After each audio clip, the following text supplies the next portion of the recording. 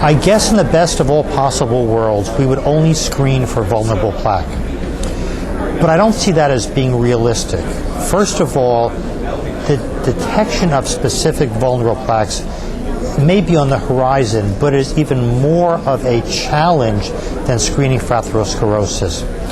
I think the data is pretty strong that overall atherosclerotic burden is a strong risk factor for outcomes after coronary disease.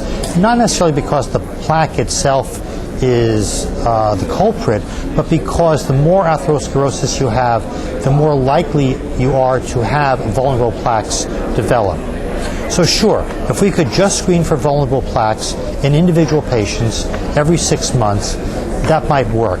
But I also think we have to identify the patients at high risk, and that begins with identifying patients at high risk of atherosclerosis, and then perhaps focusing on the groups more likely to develop vulnerable plaques in the environment of heavy atherosclerosis.